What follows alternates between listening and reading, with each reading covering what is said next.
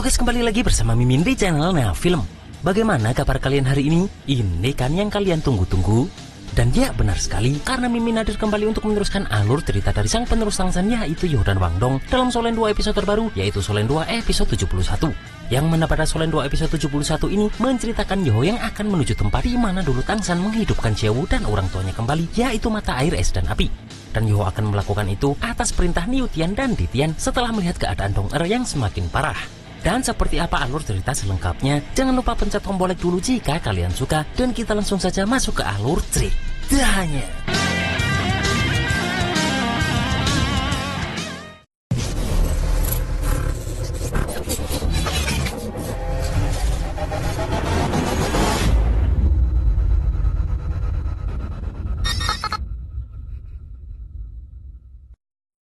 Melihat Dong Er yang pingsan, Tianmeng merasa aneh karena tak ada yang salah dengan tubuh Dong Er ini. Dan Tianmeng berpikir, apakah itu karena lautan spiritual Dong Er yang tak terkendali? Seketika mereka pun teringat dengan segel Tangsan di tubuh Dong Er ini, yang mana menurut Yilekase sebelumnya bahwa bayangan spiritual di tubuh Dong Er ini adalah sebuah kesadaran ilahi. Dan jika memang itu masalahnya, Yoho khawatir bahkan Tuan Xuan dan yang lainnya pun tak akan bisa melakukan apapun. Di sini pun Yoho teringat saat Dong Er memberitahu Yoho bahwa kantong itu adalah barang yang ditinggalkan oleh ayahnya.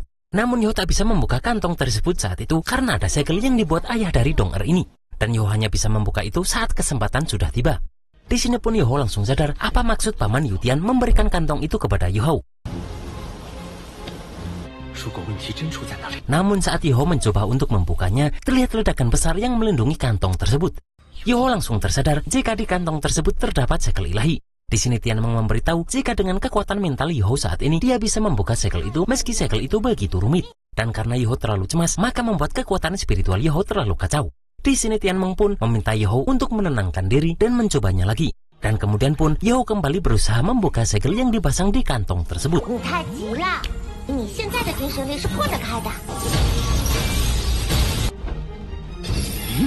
Setelah terbuka pun, terlihat kantong itu berisi sebuah surat.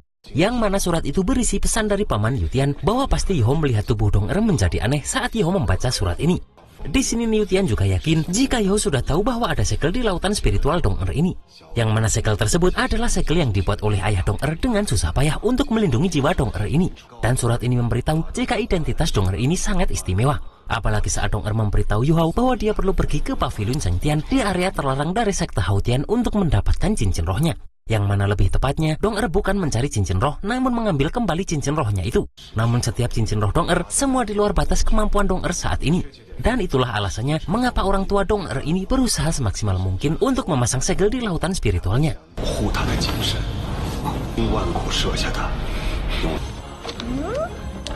Di sini Yoho baru mengerti kenapa cincin roh kedua Dong Er ini adalah cincin roh 1000 tahun berwarna ungu.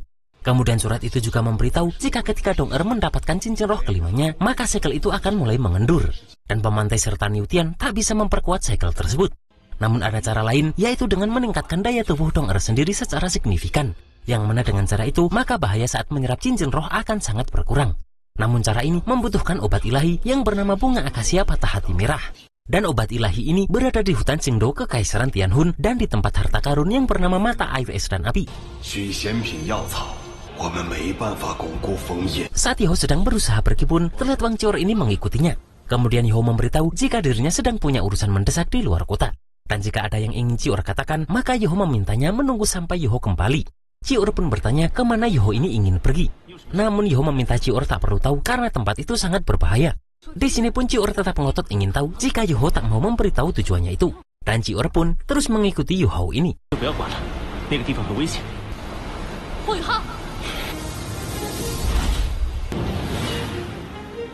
Melihat Qior yang terus mengejar, Yoho pun mengancam bahwa Yoho tak akan mempertimbangkan persahabatan mereka lagi jika Qior terus berusaha menghentikannya. Di sini Qior bertanya apa yang terjadi melihat wajah Yoho yang tiba-tiba berubah. Yoho pun hanya menjawab jika dirinya sedang berusaha menyelamatkan seseorang. Mendengar itu Qior bertanya apakah orang yang dimaksud adalah Wang Dong. Di sini Yoho pun membenarkan pertanyaan Qior tersebut. Qior pun sadar jika hanya Wang Dong lah alasan sehingga Yoho mau melakukan hal semacam ini. Yoho pun memberitahu Qior bahwa Yoho dan Dong Er sudah melalui suka dan duka bersama serta saling berbagi hati. Dan demi keselamatan Dong Er, Yoho pun akan melakukan segala cara. Bahkan tak hanya Dong Er saja, karena Yoho pasti akan mengambil resiko demi keselamatan semua teman dan semua orang yang penting bagi Yoho. Dan bahkan Yoho akan mengambil pilihan yang sama jika Wang Cior ini sedang dalam bahaya. Mendengar bahwa Yoho sudah menganggap dirinya sebagai teman, Cior pun berniat untuk ikut dengan Yoho. Dan mereka pun langsung keluar dari kota Shrek untuk menuju tempat yang ada di dalam peta tadi.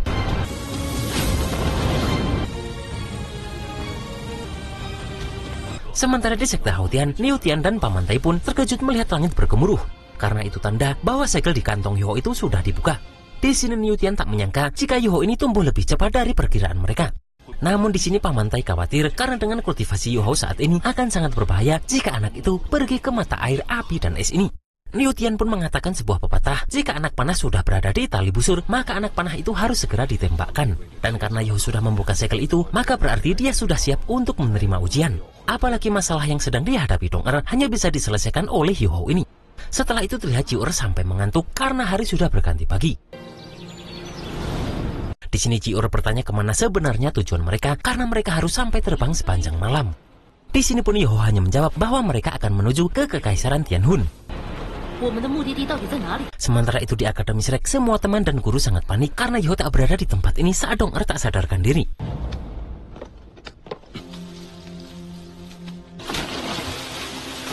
Di sini Bebe pun bertanya-tanya kemana perginya Yoho ini.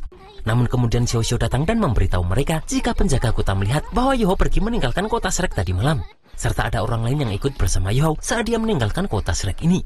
Dan seketika mereka tahu jika orang yang ikut Yoho ini adalah Wang Cior. Tak lama setelah itu, mereka berdua melihat bahwa di bawah ada penjaga wilayah udara Kekaisaran Tianhun saat mereka hampir sampai di wilayah Kekaisaran Tianhun. Dan terlihat para penjaga ini langsung mengejar mereka berdua, melihat mereka yang melintasi wilayah perbatasan udara. Di sini kapten penjaga ini meminta mereka berdua turun untuk verifikasi identitas karena mereka sudah memasuki wilayah udara Kekaisaran Tianhun. Di sini Yoho terkejut karena musuh ini ternyata berasal dari Kekaisaran Tianhun. Yang mana musuh ini adalah salah satu dari 3 orang yang bersama Waina saat di hutan Qingdou waktu itu. Di sini pun Cior berniat menghadapi mereka, melihat mereka yang tak berhenti mengejar. Namun Yoho meminta Cior tak menimbulkan masalah. Di sini pun dengan cepat Yoho langsung mengeluarkan teknik gangguan mental. Sambil terus pergi pun Yoho memberitahu musuh bahwa dirinya sekarang punya urusan mendesak. Dan jika musuh ini terus menghalangi Yoho, maka jangan salahkan Yoho jika dirinya melupakan persahabatan mereka saat di hutan Qingdou. Mendengar suara itu, musuh ini langsung teringat saat Yoho menyelamatkan mereka waktu itu. Kemudian di sini pun salah satu prajurit bertanya pada musuh yang adalah kapten mereka, apakah mereka harus memberitahu pos depan untuk menjegat Yoho ini. Namun musuh memberi komando agar mereka tak melakukan itu karena orang ini adalah teman yang pernah membantu mereka. Tak lama setelah itu pun mereka berdua sudah sampai di hutan Qingdou ini. Kemudian Yoho membuka peta itu yang mana tujuan mereka berada di tengah hutan tersebut. Di sini Cior bertanya apakah Yoho merasakan jika langit tampak semakin gelap. Dan Yoho langsung memeriksa dengan mata rohnya yang mana Yoho bertanya-tanya apakah itu debu. Namun Cior memberitahu Yoho bahwa itu adalah kabut beracun. Yoho pun langsung memeriksa itu menggunakan deteksi mental mata iblis ungunya. Dan Yoho melihat jika racun di tempat ini sangatlah tebal. Di sini Cior pun yakin jika mereka masuk ke dalam hutan maka mereka akan mati keracunan. Karena baru di pinggir hutan saja mereka sudah mengalami kesulitan bernafas. Yoho pun berpikir meski es tertinggi adalah musuh dari semua racun, tapi cakupan racun tersebut begitu luas sehingga kekuatan roh Yoho tak mungkin bisa menopangnya. Namun Cior memberitahu jika ada cara beresiko yang mungkin bisa mereka berdua coba. Mereka berdua pun terus masuk dan ternyata bahaya di tempat ini jauh melebihi perkiraan mereka. Dan Yoho bertanya apakah Cior yakin tak ingin kembali saja. Di sini pun Cior bertanya bagaimana dengan Yoho ini. Dan Yoho pun menjawab apa yang akan terjadi pada dirinya jika Yoho kehilangan Dong Er. Dan pasti dunia Yoho akan menjadi abu-abu serta tak berwarna lagi tanpa Dong Er ini. Bahkan tak mungkin ada lagi kehidupan di hati Yoho dan mungkin Yoho akan hidup tanpa cinta. Kemudian Yoho menceritakan bahwa saat itu dirinya terkejut menyadari bahwa di dalam hati Yoho hidup Dong Er lebih penting daripada hidup Yoho sendiri.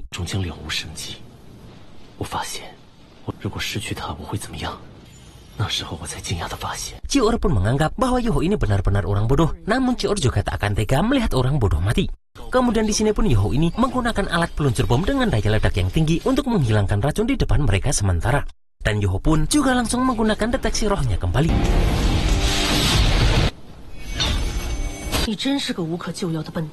Di sini Yoho melihat bahwa pusat hutan sudah tak jauh lagi di depan mereka. Kemudian Yo meminta Jiur untuk bergantian menggunakan pendorong pemandu roh nanti. Dan dengan kecepatan penuh, seharusnya mereka bisa menerobos racun yang sangat mematikan ini. Di sini Jiur pun memberitahu meski racunnya bisa dibakar, namun racun di sini terlalu kuat dan bagian yang terbakar akan segera terisi. Yo pun langsung menggunakan perisai pemandu roh yang bisa melindungi mereka berdua dari racun meski hanya sementara. Namun terlihat perisai itu mulai retak karena racun di tempat ini yang begitu kuat. Yo pun langsung menggunakan domain beku abadi untuk memperkuat perisai itu. Namun terlihat jika pendorong pemandu roh Yo sudah kehabisan energi dan juga perisai pemandu roh itu juga semakin besar retakannya. Yo pun terlihat terus berusaha karena mereka sudah setengah jalan untuk sampai. Melihat itu pun, kini Wang Jiur yang di depan dan langsung menggunakan pendorong pemandu rohnya. Di sini Jiur pun dikejutkan karena ternyata itu adalah makhluk roh tipe tumbuhan, yaitu bunga fosfor 7 warna yang sangat beracun. Dan ternyata sumber racun di tempat ini berasal dari tumbuhan roh ini. Yo pun meminta Jiur tetap fokus karena tujuan mereka adalah melewati lautan bunga 7 warna ini. Di sini terlihat mereka terus bertahan meski perisai itu perlahan sudah mulai pecah. Bahkan pendorong pemandu roh milik Jiur kini yang rusak padahal mereka hampir sampai di inti hutan ini. Jiur pun memberitahu Yo bahwa inilah satu-satunya kesempatan mereka. Karena kekuatan roh mereka berdua sudah habis dan sudah mencapai batasannya. Dan mereka hanya bisa bertaruh dengan teknik dari tulang roh kera serigala yang mereka dapat kemarin. Di sini ternyata ini yang dimaksud Jiur tadi, metode berisiko yang bisa mereka coba. Dan tadi pun Jiur meminta Yo menyerap tulang roh kera serigala itu untuk misi kali ini. Di sini pun Yo langsung menggunakan teknik dari tulang roh kaki kiri kera serigala itu yang ternyata adalah teleportasi. Dan karena hal itulah mereka ini berhasil melewati kabut beracun tadi dan masuk ke dalam inti hutan Xingdou ini. Yo dan Jiur pun sangat takjub melihat keindahan mata air es dan api ini. Dan Yo bertanya-tanya apakah tempat ini yang dimaksud mata air es dan api.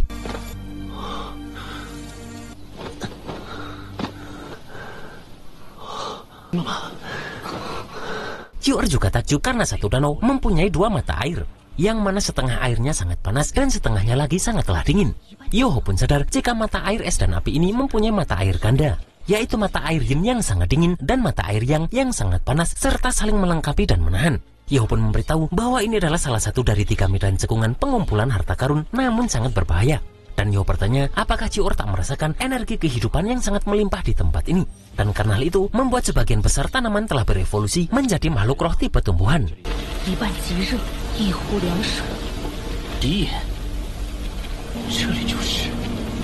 Namun di sini tiba-tiba muncullah serangan api yang sangat panas dari arah lain.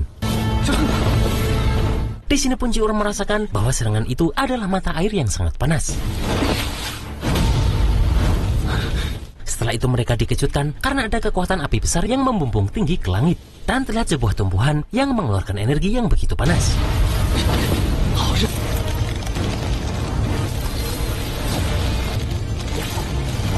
Melihat Yo mengeluarkan es tertingginya, bunga itu tak menyangka jika Yo berani menyelinap ke mata air es dan api. Jiur pun memberitahu Yo jika seharusnya tumbuhan ini berusia setidaknya 100.000 tahun agar bisa berbicara dengan manusia. Namun bunga itu mengatakan bahwa dirinya bukan makhluk roh berusia 100.000 tahun. Namun karena nutrisi dari air mata es dan api ini, maka sehari dia bertumbuh sama dengan 10 hari tumbuhan lain tumbuh di dunia luar. Maka dari itu, meski bunga itu sebenarnya baru berusia 10.000 tahun, namun dia sudah setara dengan tumbuhan berusia 100.000 tahun. Yo pun langsung mengutarakan niat kedatangannya bahwa dia hanya ingin meminta ramuan obat untuk menyelamatkan orang dan tak berniat jahat. Namun bunga itu tak akan membiarkan mereka pergi, merasa mereka akan mengambil sesuatu di tempat ini secara paksa. Dengan cepat pun mereka berdua menghindar melihat makhluk itu menyerang lagi. Dan terlihat makhluk ini sekarang berubah ke wujud manusia dan menjadi gadis api.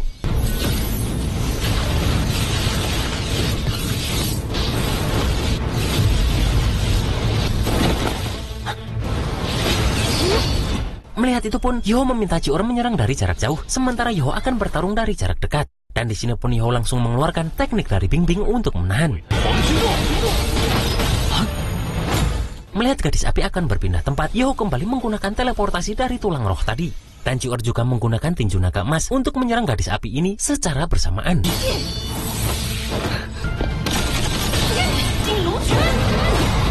Namun terlihat jika gadis api ini masih mampu menahan serangan mereka berdua ini. Melihat jika teknik roh tak efektif, Yo pun mencoba menyerang gadis api tadi menggunakan alat pemandu roh.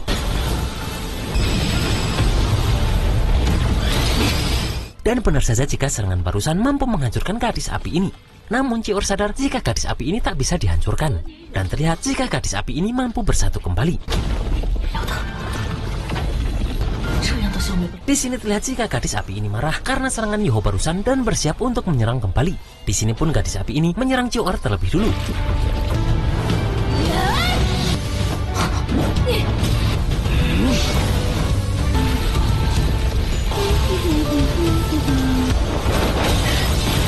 Namun Yoho dengan cepat membantu Cior menahan serangan dari gadis api ini dan menahan itu menggunakan tangan geoknya.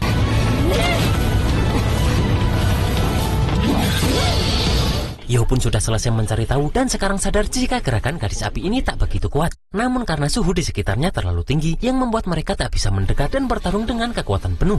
Yoho pun berniat memanggil Suinu untuk menekan suhu dan setelah itu akan menyerang dengan kekuatan penuh. Kemudian pun Yoho langsung mengeluarkan domain es ekstrim tarian salju untuk menekan gadis api ini. Gadis api pun merasakan jika aura dingin ini memang begitu kuat. Di sini Cior langsung menyerang melihat gadis api ini berusaha sembunyi masuk ke mata air api. Namun di sini Yoho melihat jika api yang membakar tiba-tiba menjadi lebih kuat.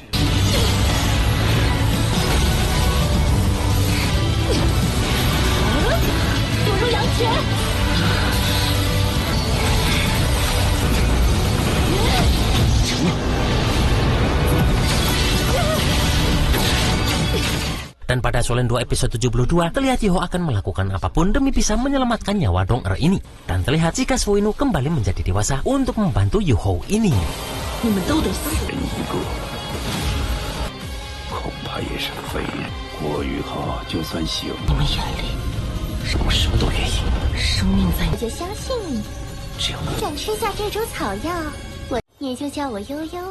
Dan itulah guys alur cerita Solen 2 episode 71 ini. Bagaimana nih kebucinan Yoho ini? Gak kalah sama bapaknya Dong-er atau Tangsan ya kan? Dan pengorbanan apa yang akan Yoho lakukan demi Dong-er? Kita tunggu saja dalam Solen 2 episode 72. Akhir kata, selamat malam mingguan bagi yang gak jomblo dan see you next episode.